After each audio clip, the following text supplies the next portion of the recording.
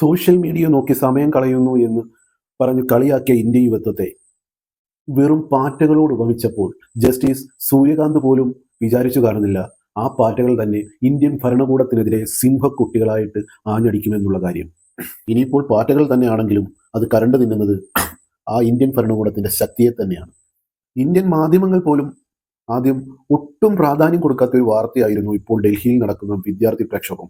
ഇപ്പോൾ ഇന്ത്യൻ ആർമിയും ഡൽഹി പോലീസും രാഷ്ട്രീയ വ്യക്തികളും സെലിബ്രിറ്റികളും ഒക്കെ ഉൾപ്പെട്ട ഒരു വൻ പ്രക്ഷോഭമായി മാറിയതിന് കാരണം അതിന് പിന്നാമ്പുറത്തെ രാഷ്ട്രീയ പകിടകളികളാണോ എന്ന് നമുക്ക് തിരിച്ചറിയേണ്ടതായിട്ടുണ്ട്. കേന്ദ്ര വിദ്യാഭ്യാസ മന്ത്രി രാജിവെക്കണമെന്ന ആവശ്യത്തിൽ തുടങ്ങി ഇപ്പോൾ ഇന്ത്യൻ പ്രധാനമന്ത്രി രാജിവെക്കണമെന്ന ആവശ്യത്തിൽ ചെന്നെത്തിപ്പെടാൻ തക്ക ബലം ഈ രാഷ്ട്രീയ പാർട്ടിക്കും ഈ വിദ്യാഭ്യാസ പ്രക്ഷോഭത്തിനും ഈ ശക്തി എവിടുന്ന് കിട്ടിയെന്ന് നമ്മൾ ചികഞ്ഞു തന്നെ നോക്കണം. മെയ് മാസത്തിൽ നടന്ന നീറ്റ് പരീക്ഷയിലാണ് ഈ സംഭവം തുടങ്ങിയതെങ്കിലും ജൂണിൽ നടന്ന UGC നെറ്റ് പരീക്ഷയിലെ പരീക്ഷാ പേപ്പർ ചോർച്ച മുതൽ CBSE പരീക്ഷയിലെ പുതിയ പരിഷ്കാരമായ ഓൺ സ്ക്രീൻ മാർക്കിങ്ങിൽ ഉണ്ടായ പാളിച്ചകൾ വരെ ചൂണ്ടിക്കാട്ടിയാണ് ഈ പ്രക്ഷോഭം ആരംഭിച്ചത്. തലമുറയുടെ ഭാവി നിർണയത്തിൽ പ്രധാന ഘടകമാകേണ്ട ഈ പരീക്ഷകൾ പാളിച്ച പറ്റിയിട്ടുണ്ടെങ്കിൽ അത് പരിഹരിക്കേണ്ടതും അതിനെതിരെ അന്വേഷണം കൊണ്ടുവരേണ്ടതും ഇവിടുത്തെ സർക്കാരും ഭരണകൂടവും രാഷ്ട്രീയ വ്യക്തിത്വങ്ങളും തന്നെയാണ്. ഈ തെറ്റ് ഒരിക്കലും ക്ഷമിക്കാൻ പറ്റാത്തതുമാണ്. ഇനി ഈ റീനീറ്റിന്റെ തുടക്കം എവിടെ നിന്നാണെന്ന് നമുക്ക് പരിശോധിക്കാം. ഡൽഹിയിലെ ജന്തർ മന്ദിറിൽ ഒരു സാധാരണ സമരമായി തുടങ്ങിയ ഒരു പ്രക്ഷോഭമാണിത്. CJP അഥവാ കോക്രോച്ച് ജനതാ പാർട്ടി നേതൃത്വം കൊടുത്ത ഈ സമരം സോഷ്യൽ മീഡിയ വഴി ശക്തി പ്രാപിച്ച ഒരു സമരം തന്നെയാണ്. ഈ സമരം തുടങ്ങുമ്പോൾ അവർ മുന്നോട്ട് വെച്ചത് 3 ആവശ്യങ്ങളാണ്. ഇതിലൊന്നാമത്തത് ഇതിന്റെ പൂർണ്ണ ഉത്തരവാദിത്തം ഏറ്റെടുത്ത് കേന്ദ്ര വിദ്യാഭ്യാസ മന്ത്രി ധർമ്മേന്ദ്ര പ്രധാൻ രാജിവെക്കുക. ഇത്തരം എക്സാമുകളിലെല്ലാം സമ്പൂർണ്ണ മാറ്റം കൊണ്ടുവരിക.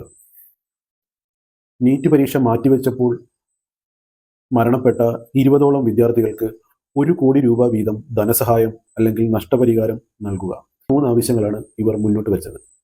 ഇത് സോഷ്യൽ മീഡിയ വഴി കത്തിത്തുടങ്ങിയ ഒരു തീയാണെങ്കിൽ രാഷ്ട്രീയ പ്രമുഖരും സെലിബ്രിറ്റികളും മറ്റനേകം ആൾക്കാരും ഇതിലേക്ക് ആകൃഷ്ടരായപ്പോൾ കത്തിപ്പടർന്നത് കേന്ദ്ര ഭരണകൂടത്തെ വരെ ഞെട്ടിത്തരിപ്പിച്ച ഒരു കാട്ടുതീ തന്നെയായിരുന്നു.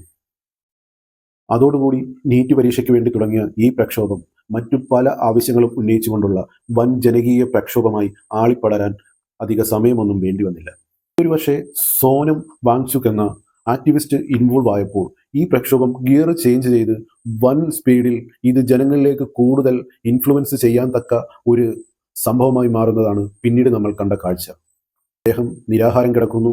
അതിനു പുറമെ അയാൾക്ക് ആരോഗ്യ പ്രശ്നങ്ങൾ ഉണ്ടാകുന്നു. ആരോഗ്യ പ്രശ്നങ്ങൾ ഉണ്ടായപ്പോൾ കേന്ദ്ര ഭരണകൂടം അദ്ദേഹത്തെ ഹോസ്പിറ്റലൈസ്ഡ് ചെയ്യാൻ ശ്രമിക്കുന്നു.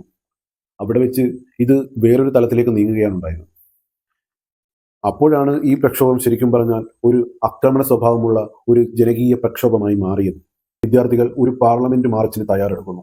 ഏതൊരു ഭരണകൂടത്തെയും പോലെ ഈ ഇന്ത്യ ഗവൺമെന്റും ഒരു പാർലമെന്റ് മാർച്ച് എന്നൊക്കെ പറയുമ്പോൾ അതൊരു നാണക്കേട് തന്നെയാണ് ഏതൊരു ഗവൺമെന്റിനെ സംബന്ധിച്ചിടത്തോളം. അത് തടയാൻ തന്നെ ശ്രമിക്കുന്നു. ആ തടയലിന്റെ ഭാഗമായിട്ട് ഡൽഹി മെട്രോ ക്ലോസ് ചെയ്യുകയും ഇന്റർനെറ്റ് ലഭ്യത ഇല്ലാതാക്കുകയും ചെയ്യുന്നു. ഇതിനെ തുടർന്നുണ്ടായ നടപടിയിൽ കല്ലേറിലും മറ്റ് ആക്രമണത്തിലും 60ഓളം പോലീസുകാർക്കാണ് പരിക്കേറ്റതെന്നാണ് ഡൽഹി പോലീസ് വൃത്തങ്ങൾ അറിയിച്ചത്. എന്നാൽ വിദ്യാർത്ഥികൾ പറയുന്നത് 120ഓളം വിദ്യാർത്ഥികൾ ഗുരുതരമായി പരിക്കേൽക്കുകയും കണ്ണീർവാതക പ്രയോഗത്തിൽ അവർക്ക് ആരോഗ്യ പ്രശ്നങ്ങൾ ഉണ്ടാകുകയും ചെയ്തു എന്നാണ്. സംഭവം കൈവിട്ടുപോയെന്ന് മനസ്സിലാക്കിയ ഭരണകൂടം ശ്രീ JP നദ്ദയുടെ നേതൃത്വത്തിൽ ഒരു സന്ധി സംഭാഷണത്തിന് ഈ വിദ്യാർത്ഥികളെ വിളിക്കുകയും ചെയ്തു. ഈ സന്ധി സംഭാഷണത്തിൽ അവർ ഒരു പുതിയൊരു ആവശ്യം കൂടി മുന്നോട്ട് വെച്ചു. കേന്ദ്രമന്ത്രി രാജിവെക്കുക, മരിച്ച വിദ്യാർത്ഥികളുടെ കുടുംബങ്ങൾക്ക് 1 കോടി രൂപ നഷ്ടപരിഹാരം കൊടുക്കുക, നീറ്റ് പരീക്ഷ പരിശോധന നടത്തുക എന്നുള്ള ആവശ്യങ്ങൾക്ക് പുറമെ സോനം വാങ്ചുക്കിനെ ഈ സമരത്തിന്റെ ഭാഗമാക്കുക എന്ന ഒരു പുതിയൊരു ആവശ്യമാണ് ഇവർ മുന്നോട്ട് വെച്ചത്. അപ്പോൾ ഏതൊരാൾക്കും തോന്നുന്ന ഒരു ഡൗട്ടുണ്ട്, എന്തിനാണ് ഇവർ കേന്ദ്ര വിദ്യാഭ്യാസ മന്ത്രി രാജിവെക്കാൻ പറയുന്നത്? ഇതിനകത്തൊരു രാഷ്ട്രീയ അജണ്ടയില്ലേ? പരീക്ഷാ ക്രമക്കേടുകളിൽ അനേകം ആൾക്കാരെ അറസ്റ്റ് ചെയ്തിട്ടുണ്ട്, ഇതിനെതിരെ ഒരു സമഗ്ര അന്വേഷണം നടത്തുന്നുണ്ട് എന്നൊക്കെ കേന്ദ്ര ഭരണകൂടം പറയുമ്പോഴും ഇതിനൊന്നും വശംവദരാകാതെ കേന്ദ്രമന്ത്രി രാജിവെച്ച് ഉത്തരവാദിത്തം ഏറ്റെടുത്ത് രാജിവെക്കുക എന്നുള്ളൊരാവശ്യം ശക്തമായി തന്നെ ഈ CJP പാർട്ടി മുന്നോട്ട് വെക്കുകയാണ്. സംസ്ഥാന സർക്കാരുകളിലും കേന്ദ്ര സർക്കാരുകളിലും ഒരുപാട് അലിഗേഷൻസ് ഉണ്ടായിട്ടുണ്ട്. അപ്പോഴൊന്നും ഉത്തരവാദിത്തം മന്ത്രി ഏറ്റെടുത്ത് രാജിവെക്കുക എന്നുള്ളൊരാവശ്യം ഉന്നയിച്ചിട്ടില്ല ആരും. രാജിവെച്ചാൽ എല്ലാം കഴിഞ്ഞു എന്നതാണ് ഒരു സാധാരണ പൗരന്റെ സംശയം. ഇതിന് പക്ഷേ CJP പറയുന്ന ഒരു സിമ്പിൾ മറുപടിയാണ്. ഈ നീറ്റ് പരീക്ഷയിലോ മറ്റു പരീക്ഷകളിലോ കേന്ദ്ര ഭരണകൂടം ഉത്തരവാദിത്തപരമായിട്ടുള്ള ഒരു നടപടിയും ഒരു മുൻകരുതലുകളും എടുത്തിട്ടില്ല എന്നുള്ള ഒരു കാര്യമാണ്. കഴിഞ്ഞ 12 വർഷത്തിനിടയ്ക്ക് മീറ്റു വിവാദത്തിൽ ഉൾപ്പെട്ട MK അക്ബർ മാത്രമാണ് രാജിവെച്ച ഏക ഒരു മന്ത്രി എന്ന് പറയുന്നത്. ഇവിടുത്തെ വിദ്യാർത്ഥികൾ നടത്തിയ ഒരു സാധാരണ സമരം പ്രതിപക്ഷത്തിന്റെ രാഷ്ട്രീയ ആയുധമായ ഒരു കാഴ്ചയാണ് പിന്നെ നമ്മൾക്ക് അവിടെ കാണാൻ കഴിഞ്ഞത്.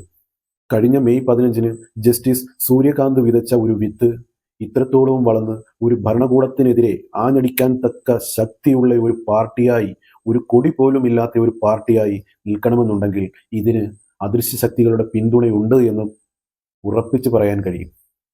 ഇവിടെ പ്രതിപക്ഷ പാർട്ടികളുടെ രാഷ്ട്രീയ പിന്തുണയും സെലിബ്രിറ്റി ക്യാമ്പയിനുകളും ഇവർക്ക് പിന്തുണയായി വന്നപ്പോൾ ഈ സമരം ഇന്ന് ഇന്ത്യ കണ്ട ഏറ്റവും വലിയ സമരങ്ങളുടെ കൂടെ തന്നെ ചേർക്കപ്പെടേണ്ട ഒന്നായി മാറിക്കൊണ്ടിരിക്കുകയാണ്. ഈ വിഷയത്തിൽ ശരിയും തെറ്റും ആരുടെയെങ്കിലും ഭാഗത്തായിക്കൊള്ളട്ടെ, പക്ഷേ എനിക്കൊരു കഥ പറയാനുണ്ട്. ഒരിടത്ത് ഒരു കൃഷിക്കാരനുണ്ടായിരുന്നു. അയാൾ ഒരു പ്രത്യേക സീസണിൽ തൻ്റെ പാടത്ത് വിത്ത് വിതയ്ക്കുമായിരുന്നു. ഈ വിത്ത് മുളപൊട്ടി വിളകളാകുമ്പോൾ അത് തിന്നാൻ ദേശാടന പക്ഷികൾ കൂട്ടമായി പറന്നു വരും. തൻ്റെ വിളകൾ തിന്നാൻ തുടങ്ങുന്ന ദേശാടന പക്ഷികളെ ആ കൃഷിക്കാരൻ ആട്ടിപ്പായിക്കും. ഈ കർഷകന്റെ ശല്യം സഹിക്കാതെ പറന്നു അടുത്തുള്ള മരത്തിന്റെ ചില്ലയിൽ പോയിരുന്ന ആ ദേശാടന കിളികൾ ആ കർഷകനെ നോക്കി ശപിക്കും. തങ്ങളെ വിളകൾ തിന്നാൻ അനുവദിക്കാത്ത ആ കർഷകനെ അവർ മനസ്സുകൊണ്ട് ഒരുപാട് ശപിച്ചു. കടന്നുപോയി. അടുത്ത വർഷമായി. ദേശാടന പക്ഷികൾ പറന്നു വന്നു. തങ്ങളുടെ ആഹാരം തിന്നാനായിട്ട് അവർ ആ പാടത്തേക്ക് നോക്കിയപ്പോൾ അവിടെ തരിശു ഭൂമിയായി കിടക്കുന്നു. അവർ കാര്യം അന്വേഷിച്ചു. എന്താണ് ഇവിടെ സംഭവിച്ചത്? അവർക്ക് കാര്യം മനസ്സിലായി. കർഷകൻ മരിച്ചു പോയിരിക്കുന്നു. അപ്പോൾ മാത്രമാണ് അവർക്കൊരു സത്യം മനസ്സിലായത്. ഇന്നലെ വരെ ഞങ്ങൾ ശപിച്ച ആ കർഷകനായിരുന്നു ഞങ്ങളുടെ അന്നദാതാവെന്ന്. പക്ഷേ സമയം വൈകിപ്പോയിരുന്നു. നരേന്ദ്രമോദി എന്ന ആ കർഷകൻ ഈ ഇന്ത്യ എന്ന ഈ രാജ്യത്തെ ലോകരാഷ്ട്രങ്ങൾക്കിടയിൽ ഒരു സമ്പൂർണ്ണ ശക്തിയായി ആ കൈപിടിച്ച് ഇന്ത്യ വളരുമ്പോൾ അതിന് വിലങ്ങുതടിയാകാൻ ഒരു രാഷ്ട്രീയ ശക്തികൾക്കും ഒരു സെലിബ്രിറ്റി ക്യാമ്പയിനുകൾക്കും ഇടം കൊടുക്കാതെ നിങ്ങൾ നിങ്ങളുടെ ചിന്തകളെ പരിപോഷിപ്പിച്ച് ഇതൊരു നല്ല സമരമുറയായി മുന്നോട്ട് വെച്ച് നിങ്ങളുടെ ആവശ്യങ്ങൾ നേടിയെടുക്കുക. അല്ലാതെ ഇതൊരു ഭരണകൂടത്തിൻ്റെ വീഴ്ചയ്ക്ക് കാരണമാകുന്ന ഒരു സമരമാക്കി, ഒരു പ്രക്ഷോഭമാക്കി, ഒരു ആക്രമണമാക്കി മാറ്റാതിരിക്കുക.